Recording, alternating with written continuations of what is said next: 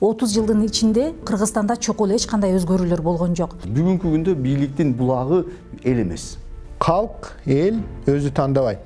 Бир да тармак мындай ийгиликтүү натыйжа көргөзө алган жок. Реформа жасап алсак, кийин абдан кеч болуп калат. Мындай элдин баарын уксаңар, качан биз жакшы өлкөдө жашайбыз?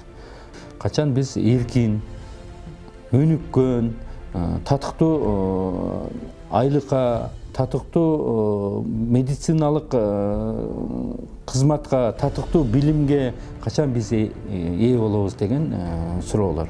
Менин оюмча биз абдан оор кырдаалдабыз. Мындай кырдаал башыбыздан 30 жылдан бери өтө эле. Элдин маанайын, элдин түйшүгүн, элдин көйгөйүн көбүрөөк түшүнгөнгө жана элдин көйгөйүнүн артынан ээрчигенге мен чакырат элем. Бүгүнкү күндө бийликтин булагы эл эмес.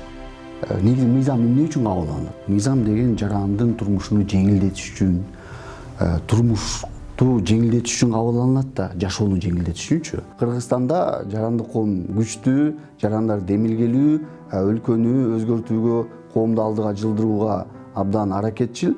Бирок ушул аракеттин баары бизде жанагы тормоз болгон мамлекеттик органдардын кесепетинен жылбай калып атат.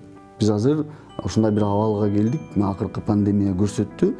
Биз мамлекеттүүлүгүбүздү жоготуп алышыбыз мүмкүн экен. Ошондуктан бүгүн биздин коомчулуктун, өзгөчө элдин көзү ачылды. Бийликке кимдер келиши керек, кандай адамдар келиши керек, бизди кимдер башкарышы керек. Мына ошол багытта биздин адамдардын, коомчулуктун көзү ачылды деп айта аламын. Буга чейин реформа деп, бирок бийлик тарабынан кандайдыр бир улуттук программалар, эл аралык программалар кабыл алынып, ошол нерселерге олчойгон абдан ири суммалар бөлүнүп, бирок акча каражаттары өзүнүн багытында ишке ашкан эмес. 30 жылдын ичинде биз канча президент алмаштырдык, канча жолу жогорку кеңешти шайладык, бирок Кыргызстанда чокул эч кандай өзгөрүүлөр болгон жок. Кыргызстандыктар алдангандан тажады. Отец нам не учил, как людям что-то делать и так далее. Он нам показал своими делами. К нам домой утром приходили люди проблемами. И у него вот это была цель, жизненная цель важная, людям делать добро. И я как сын его стараюсь вот это все продолжить, и для нас Кыргызстан не безразличен. Если не мы, там кто-нибудь не сделает за нас, да? Нам не надо бояться, брать ответственность себе и надо продолжать.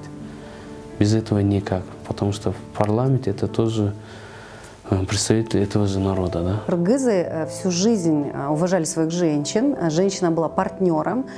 Дома сохраняли быт и создавали условия для мужчин, женщин. То есть, может быть, равноправные, а в то же время большая нагрузка ложилась на женщин. То, что сейчас творится, насилие, да, по отношению к женщинам, к девочкам, это просто непозволительно.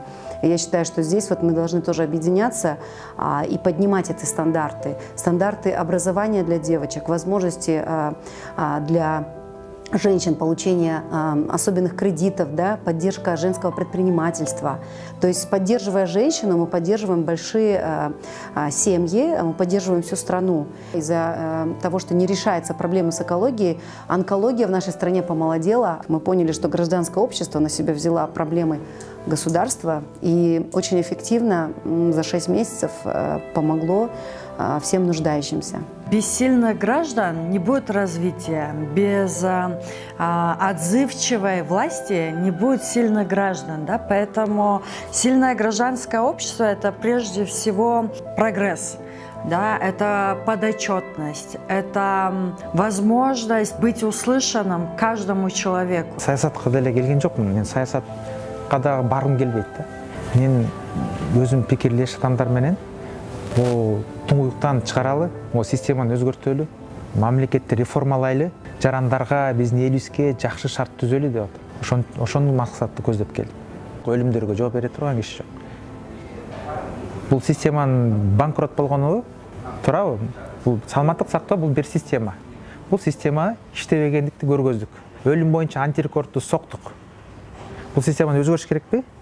Сен тирүү адам болгондон кийин жашап аткандан кийин өзгөрткөнгө аракетти баары бир салым кош керек, өзүң добушуңду беришиң керек баары бир. Жаңы муундарга мүмкүнчүлүк бериш керек. Бул жаңы команданы топтош үчүн көп убакыт кетти. 2 жыл, 3 жылдан бери ошондой билимдүү, мындай сырттан бүтүп келген, саясаттан такыр алыс болгон, саясаттан тескерисинче жолобогон жаштар менен сүйлөшкөнгө туура келди. Креативдүү ойлонгон, ыкчам, тез чечим кабыл алган жаштарды командага түптөдүк. Мен өзү 14 жашымда Кыргызстандан кеткем. 37 жашымда кайтып келдим. Анан ошол жактагы тапкан билимим, тажрыйбам, капиталымы ушул туулуп өскөн жериме жумшаганы келип, бул жерде азыр ишкердик кылып, долбоорлорду ишке ашыруудабыз. Арзан каражат алыш үчүн бүгүн дүйнөнүн бардык өлкөлөрү бири-бири менен атаандашып, инвестициялык климатты оңдоп, алардын өлкөлөрүнө инвестиция жеңил кириш үчүн атаандашып аткан учурда биз бул базарда тилекке каршы жокпуз. Мамлекет негизи жасай турган иши бул 3 эле нерсе бар. Булардан бирөөсү коопсуздук, экинчиси саламаттыкты сактоо, үчүнчүсү билим берүү. Билим берүү тармак бул биздин мамлекеттин негизги фундаменти. Биздин негизги сунушубуз билим берүү тармагында реформада бул ваучердик финансирование киргизүү, ваучердик каржылоо дейбизби. Эгерде биз фундаменталдуу түрдө билим берүү системасын өзгөртө алсак, анда Кыргызстандын келечеги жакшы болот деген бир чоң үмүт пайда болот да. Азыр биз сунуштап аткан программабызда ушул биримдүү, бирдиктүү коомдук салык киргизүүнү, милдеттүү медициналык кызматтандырууну киргизишибиз керек. Азыркы күндө жергиликтүү башкарууларга көбүрөөк мүмкүнчүлүк берилсин.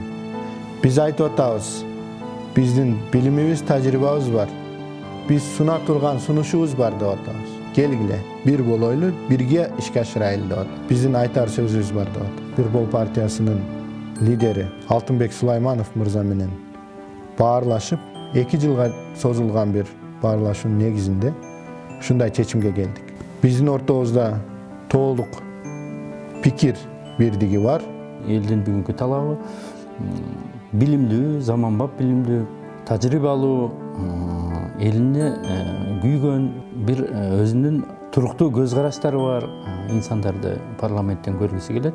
Радикалдуу реформаларды бүгүнкү күндө өлкөбүз, биздин мамлекет эл талап кылып атат. Будан биз коркпошубуз керек, тескерисинче ошол система менен күрөшүбүз керек. Тоскоолдуктар албетте болот. Сөзсүз ушул системаны биз сындырып, радикалдуу реформаларга барабыз. Ошондой жаштарга негизи мен кайрылып кетет элем, эч качан чектөө койбош керек. Айылда өсөсүңбү, шаардан өсөсүңбү, бул баары өзүңдүн колуңда деп эсептейм да. Биз азыр түшүнүшүбүз керек. Эгерде бизде күчтүү парламент келсе, биз күчтүү өкмөттү кура алабыз. Андыктан ошо күчтүү парламентти алып келүү бул элдерден, ушул жаштардан көз каранды. Ушул мынакей 2020 жылкы шайлоого кайдыгер карабай тандоо жасалган.